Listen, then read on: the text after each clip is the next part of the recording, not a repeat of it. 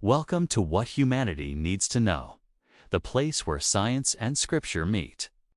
Today, we explore a bold and controversial question. Is the Qur'an scientifically accurate? Are there verses in the Muslim holy book that align with discoveries made centuries later? Let's dig deep with logic, sources, and open minds. 1. Understanding the claim. Muslims often say, the Qur'an predicted scientific facts before science discovered them. But what does that mean? We're not talking about vague metaphors. We're talking about specific claims, about the Big Bang, embryology, oceans, iron, and even space.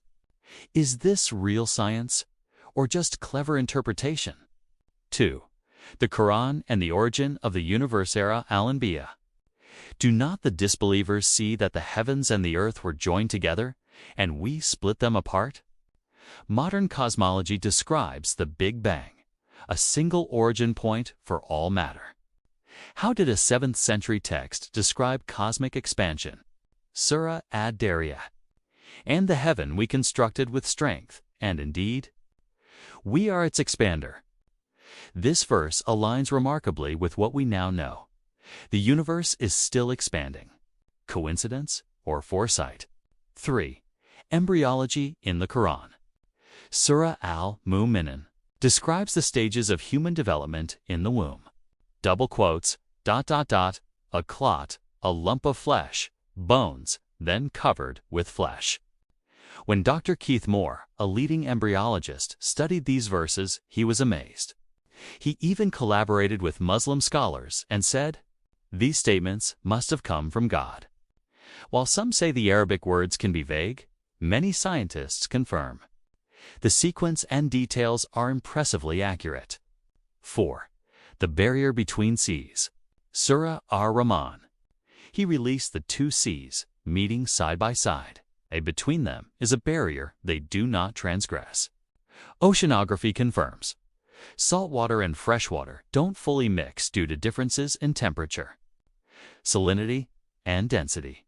This phenomenon wasn't known until modern marine science. Yet the Qur'an describes it poetically and precisely. 5. Iron as a foreign element. Surah al-Hadid. Double quotes, ... and we sent down iron, with its mighty strength and many benefits for mankind. We sent down, not created on earth. Scientists today confirm that iron did not originate on earth, but came via meteorites.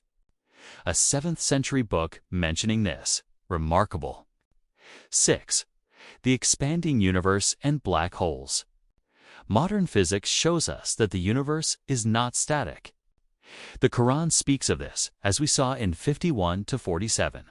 But there's more. Surah at-Taqwar. So I swear by the slinkers, the runners, the withdrawers. Many scholars interpret this as referring to celestial bodies that disappear, possibly black holes.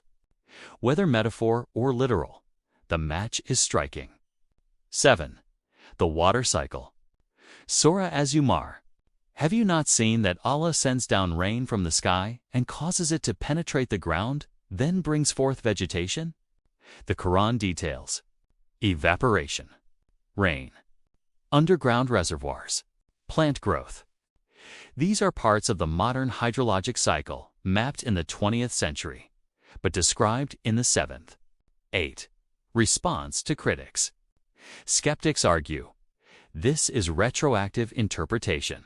The verses are too vague. That's a valid concern.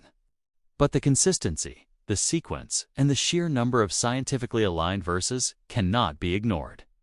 We must ask, how could an unlettered man 1400 years ago describe things only modern science would confirm? Coincidence or communication from the Creator? You don't have to convert. But if you're a thinker, you owe it to yourself to explore. Maybe the Qur'an isn't just a book of religion. Maybe it's a guide from the one who created both life and science.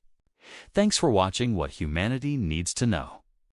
Like, comment, and share your thoughts below. Don't forget to subscribe. Your curiosity is welcome here.